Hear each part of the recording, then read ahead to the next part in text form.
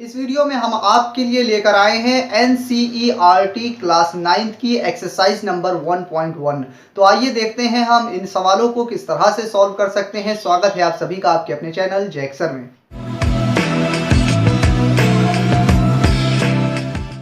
तो NCERT class 9th की exercise number 1.1 का पहला क्वेश्चन आपकी स्क्रीन पर है। देखिए इसमें लिखा हुआ है, क्या शून्य एक परिमेय संख्या है? क्या आप इसे P अपॉन यानी P बटे Q के रूप में लिख सकते हैं, जहां पर P और Q एक पूर्णांक है जबकि Q is not equal to 0 यानी Q 0 के बराबर नहीं है।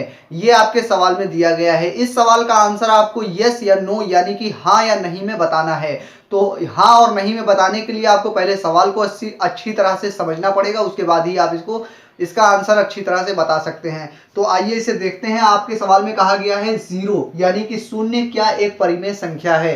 तो परिमेय संख्या को इंग्लिश में कहा जाता है रैशनल नंबर, यानी कि परिमेय संख्या वो होती है जिसको आप बटे के रूप में लिख सकते हैं। तो परिमेय संख्या वो होती है ऊपर कोई नंबर हो नीचे कोई नंबर हो, तो उसी को परिमेय संख्या कहा जाता है। 1/2 हो गया, 2 हो गया, 3 हो गया। तो इसके नीचे कोई नंबर नहीं है, तो जिस नंबर के नीचे कोई नंबर नहीं होता है उसके नीचे 1 हम मान लेते हैं कि 1 होगा ही होगा। तो आपने देखा कि इसको भी हमने ऊपर और नीचे के रूप में लिख दिया, और आपके सवाल में यही कहा गया है कि क्या इसे हम P अपॉन Q के रूप में लिख सकते हैं, यानी ऊपर कोई नंबर और नीचे कोई नंबर लिख सकते हैं या नहीं। अगर लिख सकते हैं तो ये परिमेय संख्या होगी, क्योंकि परिमेय संख्या की डेफिनेशन यही है कि ऊपर भी कोई नंबर हो नीचे भी कोई नंबर हो, जिसे हम P अपॉन Q के रूप में लिख सकते हैं, वही परिमेय संख्या होती है। बस यही डेफिनेशन है। तो ये देखिए ये सारे नंबर ही परिमेय संख्या है। और अगर सिर्फ 2 लिखा होता तो भी ये परिमेय संख्या है, क्योंकि उसके नीचे 1 होता ही है। अगर 3 लिखा होता तो भी ये परिमेय संख्या है, क्योंकि उसके नीचे 1 होता है। यानी कि इन नंबरों को P अपॉन Q के रूप में लिख सकते हैं। तो 0 भी उसी तरह से, इसको भी हम नीचे 1 लिख सकते हैं। इसका मतलब 0 भी एक परिमेय संख्या है, एक रैशनल नंबर है। तो आपका आंसर होगा हाँ, परिमेय संख्या है 0। तो ये पहले क्वेश्चन का आंसर हो गया आपका। हाँ में देंगे आप इसको, कहेंगे यस ये हाँ ये परिमेय संख्या है। तो आइए बढ़ते हैं इस वीडियो में आगे और अगले सवाल को देखते हैं। और आपकी जानकारी के लिए मैं बताना चाहता हूं कि अगर आप जानना चाहते हैं परिमेय संख्या और अपरिमेय संख्या को, वास्तविक संख्या और प्राकृतिक संख्या को, और पूर्ण संख्या और पूर्णांक को डिटेल में समझना चाहते हैं, तो उसके लिए स्पेशल वीडियो चैनल पर अवेलेबल है, जिसका लिंक आपको इसी वीडियो के डिस्क्रिप्शन में मिल जाएगा। उस वीडियो को देखकर आप अच्छी तरह से समझ लीजिएगा, ताकि आपकी एनसीईआरटी क्लास 9th का जो पहली एक्सरसाइज है वो आपको अच्छी तरह से समझ में आ सके। तो इस वीडियो का दूसरा क्वेश्चन आपकी स्क्रीन पर है। देखिए इसमें लिखा हुआ है कि 3 और 4 के बीच में 6 परिमेय संख्याएं ज्ञात कीजिए। तो इसे हम किस तरह से निकालेंगे, आइए देख लेते हैं। यहां पर आपके सामने दिया गया है 3 और 4, 3 और 4 दिया गया है, और आपसे कहा जा रहा है इसके बीच में 6 परिमेय संख्याएं बताइए। ये 3 नंबर है, 4 नंबर हमने दूर दूर पर लिख दिया है इसलिए क्योंकि इसके बीच में हमको 6 परिमेय संख्याएं बतानी है। 1 2 3 4 5, 5 हो गई, 6 हमको संख्याएं बतानी है। थोड़ा इसको और दूर लिख दे रहे हैं 3 को। इसके बीच में हमें 6 नंबर बताने हैं ऐसे जो परिमेय संख्याएं हो। तो सबसे पहले हमें परिमेय संख्याएं मालूम हो, जो कि हम पहले ही क्वेश्चन में आपको बता चुके हैं। हर वो नंबर जिसके ऊपर कोई नंबर लिखा हो और फिर इस तरह की लाइन हो, और उसके नीचे भी कोई नंबर लिखा हो, यानी ऊपर कोई नंबर हो नीचे कोई नंबर हो। इसीलिए सिंबल से दिखा रहे हैं P अपॉन Q के रूप में जिस नंबर को लिखा जाता है उसी को परिमेय संख्या कहा जाता है। तो आपसे कह रहे हैं 3 और 4 के बीच में 6 ऐसे नंबर लिखिए जो इस तरह से बटे के रूप में लिखे हों, उसी को परिमेय संख्याएं कहेंगे, और 6 परिमेय संख्याएं बतानी है। तो 3 है एक परिमेय संख्या है, क्यों? क्योंकि इसके बटे में कुछ नहीं है तो 1 होता ही होता है, यानी कि 3 भी एक परिमेय संख्या है। 4 के नीचे कुछ नहीं है तो हम 1 मान सकते हैं, क्योंकि हर नंबर के नीचे कोई ना एक नंबर, ये नंबर होता है 1। अगर कोई नंबर नहीं है तो 1 होता है, तो ये भी एक परिमेय संख्या है 4। तो अब इसके बीच में हमें नंबर बताना है, तो अभी इसको हम हटा दे रहे हैं। ये तो आप समझ ही गए हैं कि नंबर नीचे होता है, तो इसके बीच में नंबर हम कैसे बताएंगे? अगर 1 के आगे जाएं तो 2 आएगा, 2 के आगे बढ़े तो 3 आएगा, 3 के आगे बढ़े तो 4 आएगा। इसके बीच में तो कोई नंबर है ही नहीं, क्योंकि इसके बीच में नंबर तो दिख ही नहीं रहा है। लेकिन बटे के रूप में आप देखिए तो 3/1, 3/1, 4/1 लिखा है। तो हमें कुछ ऐसा करना है कि ये 3 और 4 के बीच में ही नंबर निकालना है, ये नंबर चेंज नहीं होना चाहिए। तो उसके लिए आप क्या करेंगे, कोई भी नंबर हो, मान लीजिए 2 हो या 3 हो या 4 हो, तो इसमें अगर आप किसी नंबर से मल्टीप्लाई कर दीजिए, मान लीजिए हम इसमें 4 से मल्टीप्लाई कर दें, तो 3 चौक 12 हो गया, ठीक है, अगर हम 5 से मल्टीप्लाई कर दें, मेरा मन है 5 से मल्टीप्लाई करने का, 3 पचे 15 हो गया। तो इस तरह से हम जबरदस्ती इसमें मल्टीप्लाई तो नहीं कर सकते हैं, कि मेरा मन तो ऐसा नहीं है कि हम जबरदस्ती उसमें मल्टीप्लाई कर दें। लेकिन आपको ध्यान रखना है कि ये जो 3 है ये बदले ना।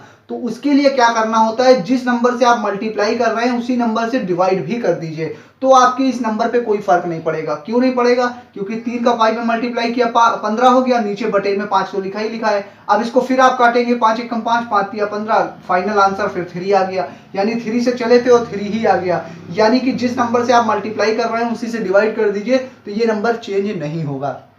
तो अब इसको हम यहाँ पे चेक करेंगे, यहाँ 3 लिखा है, 3 में अगर हम 2 से मल्टीप्लाई कर दें और नीचे भी 2 कर दें, तो 2 तिया 6 हो गया और नीचे 2 लिखा है, यानी कि ये लिखा 3 ही है, क्योंकि इसको 2 से डिवाइड करेंगे, 2 एकम 2, 2 तिया 6, 3 ही आएगा, यानी कि लिखा वही चीज है। तो यहाँ 6/2 आया था, 6/2 हमने लिख दिया। ये आप रफ में ट्राई करेंगे बार बार चेक करके। 2 से हमने यहाँ किया तो 2 से यहाँ पे भी हम चेक कर रहे हैं, 2 से ऊपर नीचे मल्टीप्लाई करेंगे तो 2 चौक 8 और 2 नीचे भी लिखा हुआ है। अब 6 और 8 के बीच में देखिए आप यहाँ पे 8/2 लिखा हुआ है, इसको रफ कर दे रहे हैं, ये तो आपको समझा दिया।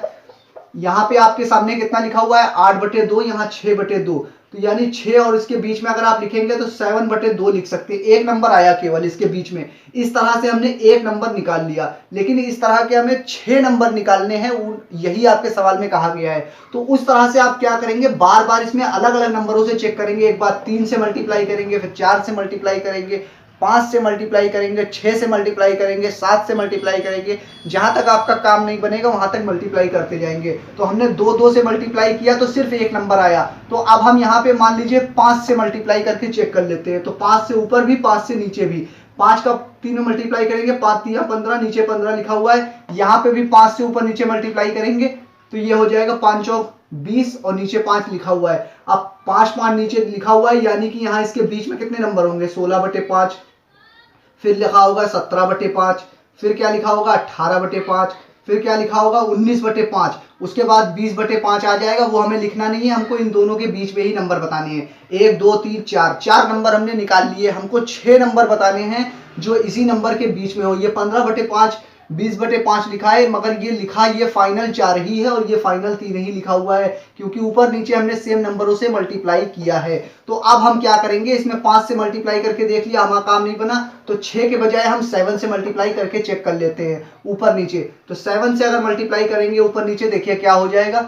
7 से मल्टीप्लाई कर रहे हैं, 7 तिया 21 हो गया, 21/7। यहाँ पे हम मल्टीप्लाई कर रहे हैं, 7 चौक 28/7 हो गया। अब इसके बीच में आप देखिए कितने नंबर होंगे आपके कि नहीं, P/Q के रूप में।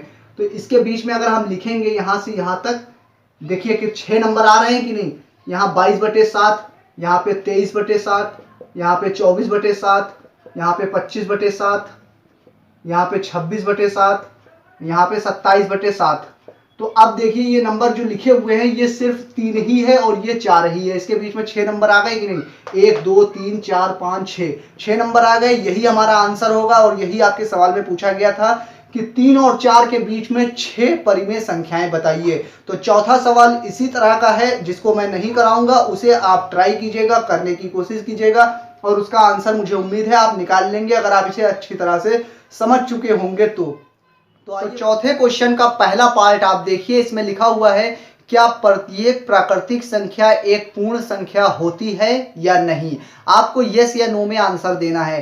तो इसे पहले आपको समझना पड़ेगा, उसी के बाद ही आप इसका आंसर यस या नो में दे पाएंगे। तो सबसे पहले आपको मालूम होना चाहिए कि प्राकृतिक संख्या को इंग्लिश में क्या कहते हैं, इसका मतलब क्या होता है, तभी आप डिटेल में बता पाएंगे। तो प्राकृतिक संख्याएं कौन कौन सी होती हैं वो पहले आप देख लीजिए।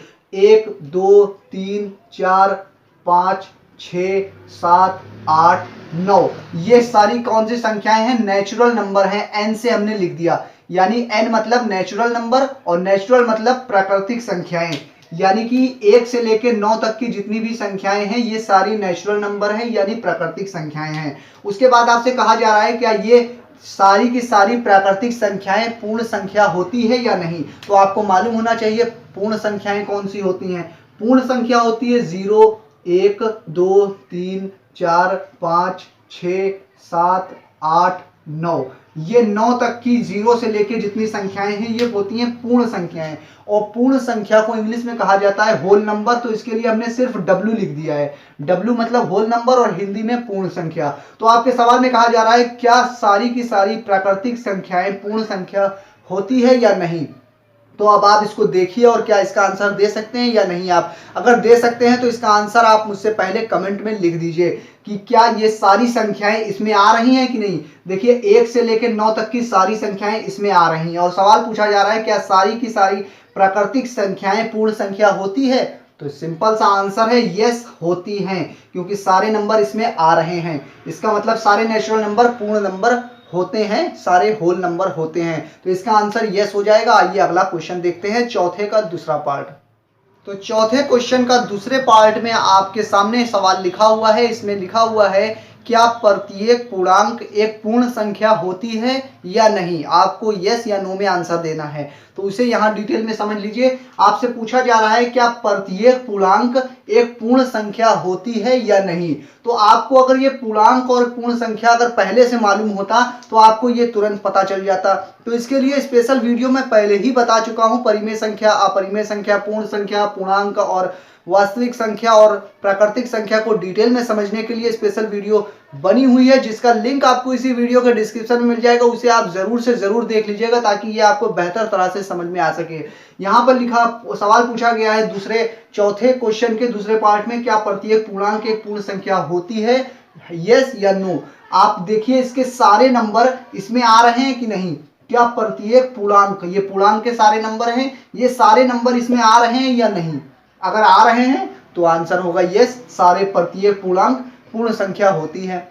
और अगर इसके सारे नंबर इसमें नहीं आ रहे हैं तो इसका आंसर होगा प्रत्येक पूर्णांक पूर्ण संख्या नहीं होती है।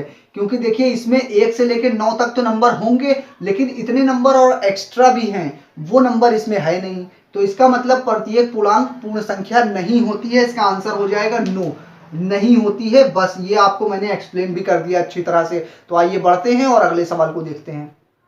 तो इस वीडियो का लास्ट क्वेश्चन, चौथे क्वेश्चन का तीसरा पार्ट आप देखिए। इसमें लिखा हुआ है क्या प्रत्येक परिमेय संख्या एक पूर्ण संख्या होती है या नहीं। यस या नो में आपको आंसर देना है। तो उसके लिए आप यहाँ समझ लीजिए परिमेय संख्या किसे कहा जाता है, जो P/Q के रूप में, यानी जो ऊपर भी कोई नंबर हो नीचे भी कोई नंबर हो, इस तरह का कोई नंबर हो, उसी को परिमेय संख्या कहा जाता है। तो 0 भी एक परिमेय संख्या है क्योंकि इसके नीचे 1 हो सकता है, 1 के नीचे भी 1, 2 के नीचे भी 2 1 हो सकता है, यानी ये सब परिमेय संख्याएं हैं। तो 1 2 3 4 5 6 7 8 9 10 ये सारे नंबर परिमेय संख्या होती है। और 1/2 ये तो लिखा ही है ऑलरेडी बटे के रूप में, ये भी परिमेय संख्या है। √4 है, ये भी परिमेय संख्या है क्योंकि इसके नीचे भी 1 हो सकता है। तो ये चीज आप समझ गए। ये सारी परिमेय संख्याओं के एग्जाम्पल यहाँ पर लिखे हुए थे। तो अब आपसे पूछा जा रहा है प्रत्येक परिमेय संख्या एक पूर्ण संख्या होती है या नहीं। और पूर्ण संख्याओं में सिर्फ 0 से 9 तक ही नंबर होते हैं। तो यहाँ पे आप देखिए, यहाँ से 0 1 2 3 4 5 6 7 8 9 तक तो नंबर होगा ही होगा। उसके बाद 10 भी होगा, 11 12 13 वो सारे नंबर होंगे।